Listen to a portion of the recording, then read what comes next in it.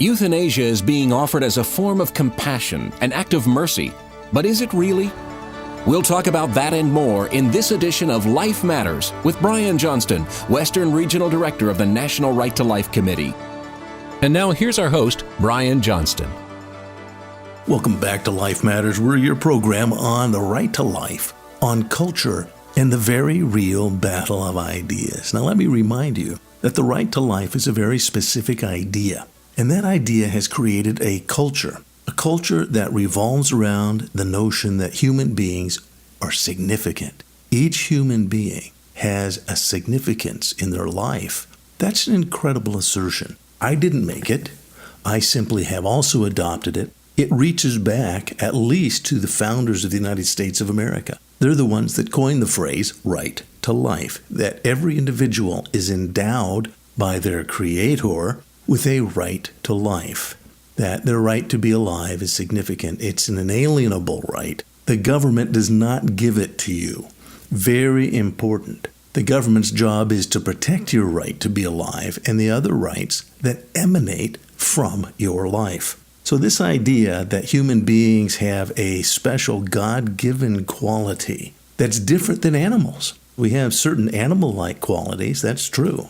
We're mammalian, but the assertion actually of Western civilization is that human beings are more than mere animals. This is an important idea. In fact, that's what the battle is about. The battle of ideas is genuine, it's real. It's not a mere metaphor to say it's a battle, because if the wrong ideas are put into place, lives are taken, lives are lost, lives are things that are disposable. If the right ideas are put into place, then innocent lives are protected and the vulnerable are not killed and disposed of. The significance of this debate is very present. It's on you right now. And if you're not prepared for it, then you're going to lose. You're not going to be able to answer those who have questions about this. You're not going to be able to give a reason for why you hope in what it is you've been given and why it is that our civilization has protected the right to the vulnerable to be alive, and why that's a hallmark of civilization. If you're not ready for this battle, you're going to get taken, and your loved ones will get taken. This particular battle today that I'm talking about has to do with assisted suicide. And I'm going to focus especially just on one aspect, and that's the issue of emotions. Now, our program is heard on both Christian stations and talk radio stations. And so I'm going to touch on some Christian issues, but that shouldn't alienate you if you're not a Christian, because really it touches on life itself. And as I said, Western civilization is a gift that we all now share. Christianity, when it came along, it reinforced the values of Western civilization. Now, as I say that, remember, there's basic principles, and one of the principles is the uniqueness of the human person, that it's not a mere animal, that the human person is something special. That's a concept of Western civilization. Now, the idea of protecting the innocent, again, the reason we give policemen guns and badges, so that society will determine innocence from guilt, so that the innocent will be protected and miscreants will be held accountable. That's a very basic premise of society. You don't have to be a Christian to believe that. That just allows us to live in a decent society. But you need to understand that there's something going on now. There's a concerted attack on Western civilization. And we're also a podcast. If you want to go back to our podcast, you can see we've had several. Go to lifematters.life, and you can hear some of those podcasts regarding what is Western Civ. Today's program is going to focus on a battle right now. It's on your doorstep. It's in your living room. It's not a talking head type battle of me or other people debating. This is coming right into your house, because the push for assisted suicide is an emotional push that's aimed at emotionally vulnerable people, and people are vulnerable. Think about suicide itself. We've done a program on suicide and suicide infection and the concept of suicide contagion. I'm not going to spend a lot of time on that, but the reality is that it's an emotionally contagious idea. And if you're not aware of that, again, then you're in trouble and your loved ones are in trouble. If someone does mention to you any idea of suicide, you take it seriously and make sure they get counseling and talk to them, because it's a very serious thing when someone expresses suicidal ideation. Suicidal ideation, that means having thoughts of suicide, number one indicator of very deep depression. And you can be depressed over a lot of things, particularly if you get a serious diagnosis. When we come back, we're going to talk about this battle right now. It's with you right now, and you're listening to Life Matters. Life Matters continues after this. This is an important update on assisted suicide in California. Assisted suicide at the moment is legal in California. Court cases have battered it back and forth. Right now it's legal. What is not legal, though, is when third parties intervene and encourage someone to commit suicide. The physician can still prescribe poison, but if an heir, a family member, or let's say a nursing home administrator would like to encourage someone to avail of assisted suicide, take the poison, it's painless, it'll all be over. Thankfully, that's still illegal. Assembly Bill 282 would change that and would protect those third-party outside agents as they promote and encourage suicide to these vulnerable people. Please stop Assembly Bill 282. Join our friends at stopassistedsuicide.com. Download the petition. Go to stopassistedsuicide.com. And now back to more Life Matters with Brian Johnston. Welcome back to Life Matters. We're talking about an important issue, the issue of assisted suicide, and specifically the role of emotions in assisted suicide.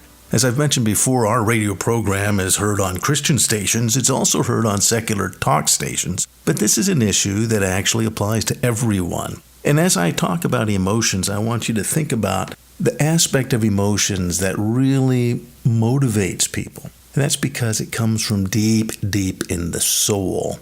You know that the word soul and the Greek word psyche are the same word. And so a psychologist is someone who investigates and learns about the soul, literally learns the soul. Logos, the word, studies the soul. My daughter's a psychologist, and we've had good friend psychologists on this program, Dr. Mark Hoffman, who is one of our allies in this battle on assisted suicide.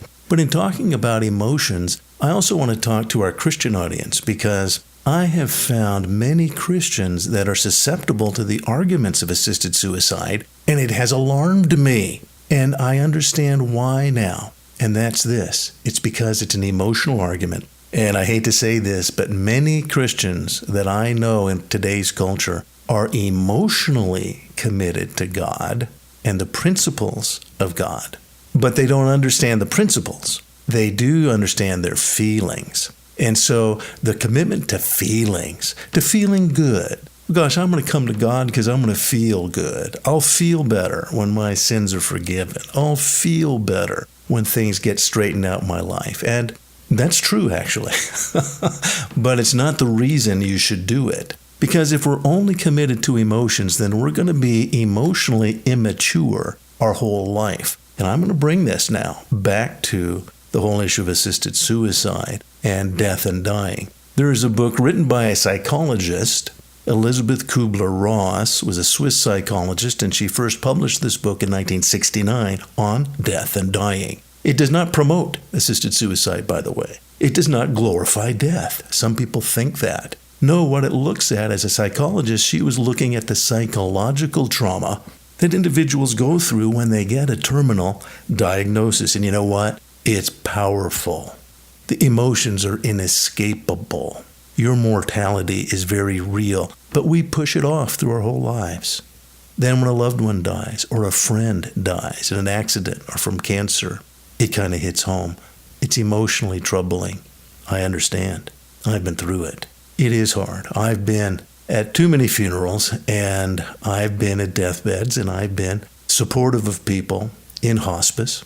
It's emotionally trying. That's why you need people to be supportive, because of the emotions. So Kubler-Ross wrote about the emotions on death and dying. In fact, those are now famous, the 5 stages of grief. Go ahead and look them up. You've probably heard them. Stand-up comics use them regularly. Denial, anger, bargaining, despair, and then ultimately, hopefully, sometimes with counseling, you come to acceptance. Kubler-Ross was very clear that at those stages, this was the chance for psychologists to really do their job, because psychologists want to help people. You've probably heard that old joke, How many psychologists does it take to change a light bulb? Well, only one. But the light bulb has to want to change because those emotions have to be ready for the changes necessary. And that's what a psychologist wants to do, help people work through their soulish issues. By the way, Christians, they don't quite understand this, but Scripture's pretty clear. I'll give you the King James Version. I'm a big fan of King James, but there's many great translations. The Word of God is living and active and sharper than any two-edged sword. It's piercing to the division of soul and spirit, joints and marrow. And what that means, it may help you to think of soul as emotions. There's a great difference between emotions and the Spirit. The Spirit, who often comes to us quietly. The Spirit of truth comes. You have to be open to what's true. If you're in emotional turmoil, it's much harder to cut through to what's really at stake. If your emotions are guiding you, if your emotions are all that matter, you're going to make some unsound decisions. And we have to be able to separate ourselves from our emotions and look at why those emotions are there. That's what a good psychologist does. That's what a good counselor does. Why are these emotions there? Let's walk through this. Kubler-Ross points out that the first emotion that you're going to get is, no, I can't have a terminal diagnosis. No, it's going to happen. It can happen. There's different ways we're going to go out. But the reality is that when you get that, you want to deny it. If you're spiritually and emotionally mature, you do understand you're going to die. All of us should understand our mortality. But a lot of people don't grow up. And that's what Kubler-Ross found, and that's what I see in a lot of churches, to be honest. People who are not emotionally grown up, they're old physically. Someone can be 60, 70 years old, but they might not be emotionally mature because they haven't dealt with conflict well. They haven't dealt with the challenges of life well. And that's why we need counseling. That's why we need the spiritual assistance to get to the principles of life and understand and master them so that we will grow. I have a work I'm working on, and that's the call to maturity. I'll talk about that another time, but nature itself tells us we've got to grow up. This is actually a principle of life. You're called to grow up. You're called to face challenges, to mature. So in Kubler-Ross, she points out sometimes people never do that. And the last chance they get is when they're given a terminal diagnosis. She points out what a gift that is, because now they have to confront their own mortality and they have to go through those stages. In that book, On Death and Dying by Kubler-Ross, talks about many, many stories of people who have to go back through some of the problems of their life and the restoration between brothers, for example, who had a falling out 40 years earlier. And it's a wonderful book. And the stories that are told of people walking through the emotional trauma they had suffered and that they had hid away and the scars they carried. They were psychologically damaged and they retained that damage. Kubler-Ross wants people to go through, and at this point wants people to be able to get free of those emotional challenges. Christians, more than anyone else, should be able to do that and understand how to do that and help others to do that. So a terminal diagnosis is not the end of the world. It's a great wake-up call. And that's the purpose of her book. She was not a Christian, by the way, and I'm not endorsing all of her psychology, but I think she did touch on something. Again, that's now a universal concept of the 5 stages of grief, a very important principle, and you should look into that. But that's what the issue of assisted suicide is about. It's surrendering at one of those stages. Again, the first is denial. No, I don't want to die. No, I'm just going to take it on my own terms. I'm going to decide when I go. Denial, anger then. Why would this happen? Why is God doing this to me? There's anger that comes. Bargaining, and a lot of times people will bargain with God. Very, very common. That's where we get when someone faces the imminence of death. A foxhole conversion, by the way, is an excellent example of bargaining. Oh God, if you will just get me out of this battle with bullets whizzing past your head. That's bargaining. That is the emotions that you're going through in facing your own mortality. It's very common to all of us. And then finally, after bargaining, the next stage is a very dangerous stage. It's despair, deep, deep depression. And we talked about that. And that's the number one indicator of suicidal ideation. But in Kubler-Ross, the final stage is to get beyond that, to acceptance. final stage in the 5 stages of grief is acceptance. So good counselors will walk people through this. And again, back to you Christians again. Christians better get a hold of this pretty quick, because the number of people I've talked to and people who should know better that for emotional reasons have accepted assisted suicide, it's deeply alarming. It shows spiritual immaturity amongst Christians. I'll just say that. If you accept this idea, you're embracing emotions as your guide. It is spiritually immature. It's time to grow up. And right now we're in a battle for our culture. And if Christians don't grow up, then you tell me who will. If you're supposed to be the salt of the earth, then who is going to really bring the right message? You need to get a hold of these messages. You need to get the right information across. When we come back, we're going to talk about third parties in emotion and why that's even more dangerous, and the power of emotions and why you need to guard against them. You need to guard your heart against emotions so that they don't defile you and lead you in paths that you don't want to go down because of the cost of going down that path. We'll be right back after this. You're listening to Life Matters. You know, you're pretty amazing. The reason I can say that is America's founders said that about you. That's right. They said that every human being is created by a creator and given rights by that creator. Those rights are not given by the government. It's the government's job to protect those rights. And the very first and most important is the right to be alive, the right to life. If you want to be involved in the national effort, go to nrlc.org. And now back to more Life Matters with Brian Johnston.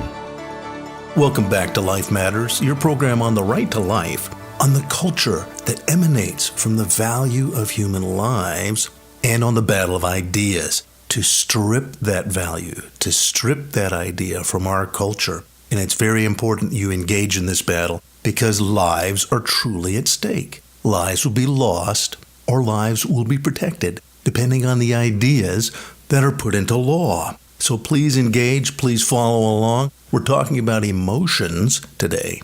Emotions and the issue of assisted suicide. So much to say about that. We're not going to touch on every aspect. If you want to find out more, you may not know, I wrote a book on this years ago, back when Kevorkian was holding sway and impacting the culture and the media. And that book is called Death as a Salesman. What's wrong with assisted suicide? And I outline a lot of the issues we're talking about today, but a lot more. You can hear about the founding of the Hemlock Society, about the nature of hospice and good hospice versus bad hospice, about dealing with pain, about people like Jack Kevorkian and other doctors who specialize in killing, again, violating the Hippocratic Oath. Medicine was never designed or purposed to kill people, and now it's being used that way. You're going to find out about assisted suicide and euthanasia now in the Netherlands, in Belgium, in Switzerland. An important chapter, and one I touch on often, is society's historical rejection of both suicide and assisted suicide. Very important concepts, because often we hear people say that, the modern world just needs to get back to its roots. The Greeks embraced suicide. No, they didn't. They did not. So you need to understand how suicide has always been viewed as a bad thing, a very bad thing, and how assisting a suicide is even worse. I also have a chapter in there on the vulnerable, the depressed, and the despairing, and why they're the target of legalizing assisted suicide. A lot of times people are concerned about the poor and racial injustice, but I have to tell you that these are the kind of people that medicine has not been helping, and it's usually the most vulnerable that are discarded once medicine goes bad. There's an entire chapter on the promotion of suicide and media coverage and mass communications, how that impacts public opinion. And to be honest, it does so by targeting people's emotions, telling them stories, very sad stories about people suffering with pain. As I said, if you or a loved one are in pain and your doctor isn't dealing with that pain, then the answer is simple. It's 3 words. Those words are not kill the patient. Those words are get another doctor. Because that pain can be dealt with. Even the most difficult of cancers, that cancer pain can be dealt with without putting someone into a stupor. And if that's what's happening, then you do need another doctor, because pain management has advanced a whole lot just in the last 10 years, much less in the last 3,000. 3,000 years ago, doctors swore they would not kill, even if someone was in pain. That's not a reason to kill someone. You treat the pain. You kill the pain, not the patient. Very important concept. That's in the book. And then, of course, we talk about the legal issues because that's what we're talking about today. Laws are being pushed through. People are being manipulated. Their emotions are being manipulated out of a sense of compassion. But this is not true compassion. Compassion comes to us from the Latin calm along with and passio, to suffer. So when you have compassion, you suffer with someone. You share their sufferings. That's what Mother Teresa did in the streets of Calcutta. She didn't kill people. Mother Teresa helped someone as they were dying. She didn't kill them. Assisted suicide is not help in dying. That's not what it is. Dying is an intransitive verb. The verb that should be used referring to assisted suicide that causes the action is killing. This is not mere dying. We're all going to die. But not all of us will be killed. This is about legalizing killing a vulnerable patient. A very different verb. You got to watch the language that's being used. We're going to get back now to the emotions surrounding both a diagnosis of death or imminent death, a terminal diagnosis. We talked about Elizabeth Kubler-Ross, but I want to talk a little bit about the emotions of bystanders, not merely the patient, but the third parties, these other people who should be trained and encouraged to help people, but often they don't, and they send the wrong messages.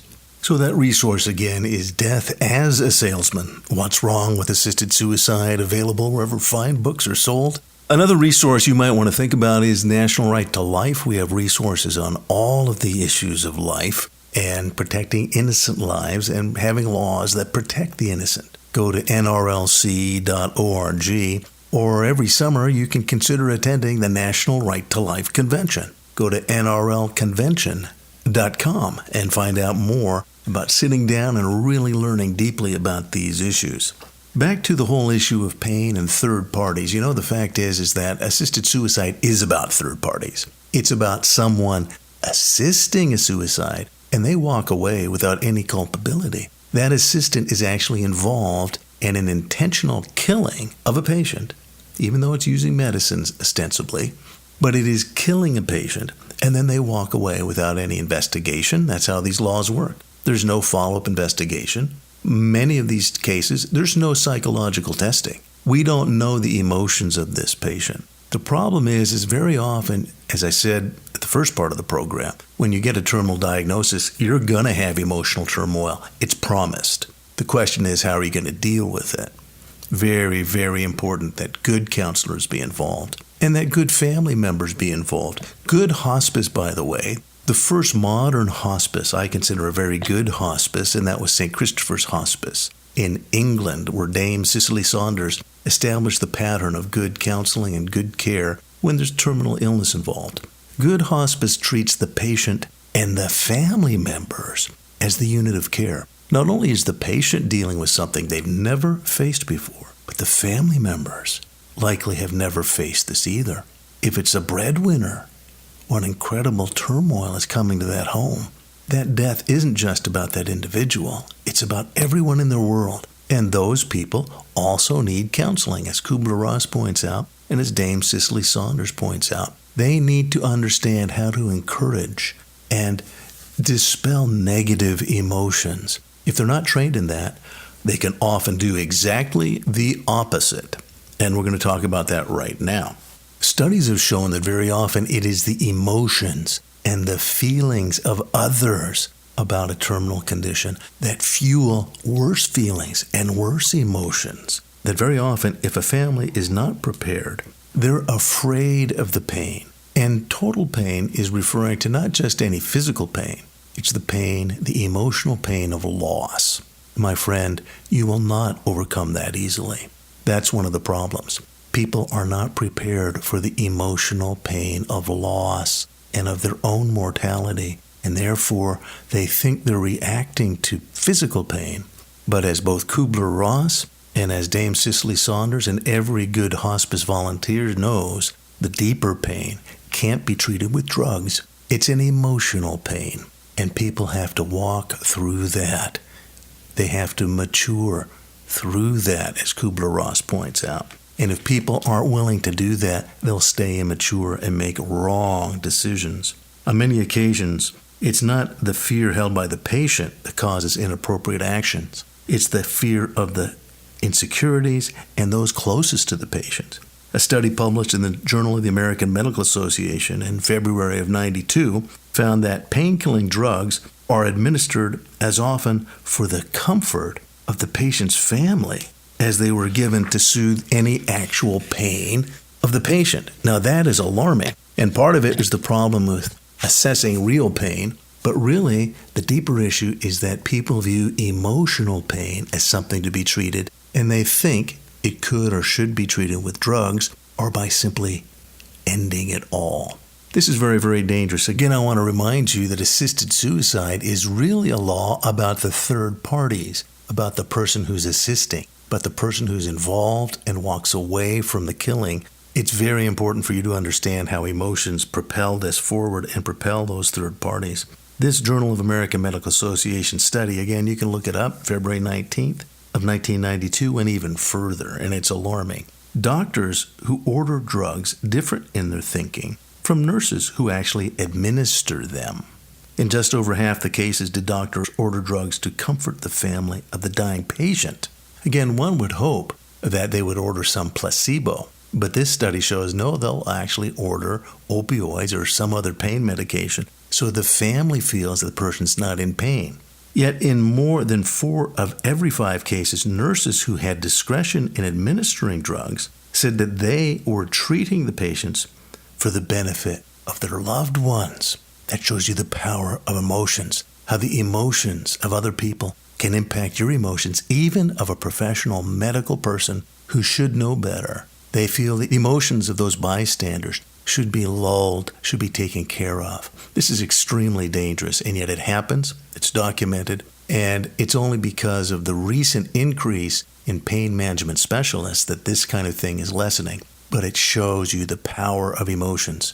I'd like to spend a lot more time on emotions and why you should guard your heart against wrong emotions. They can lead you to make some very, very bad decisions. How the emotions of others can defile many. You need to guard your heart with all diligence, because if you get a root of bitterness, again, something that Kubler-Ross was talking about, you just want to get it over with. People's emotions influence others. So that's what we're talking about in assisted suicide.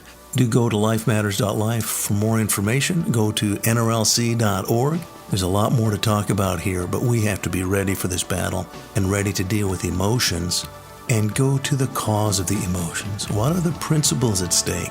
That's what's really going to help people in the long run. Thanks for listening to Life Matters. Life Matters is a production of the California Pro-Life Council, the state affiliate of National Right to Life.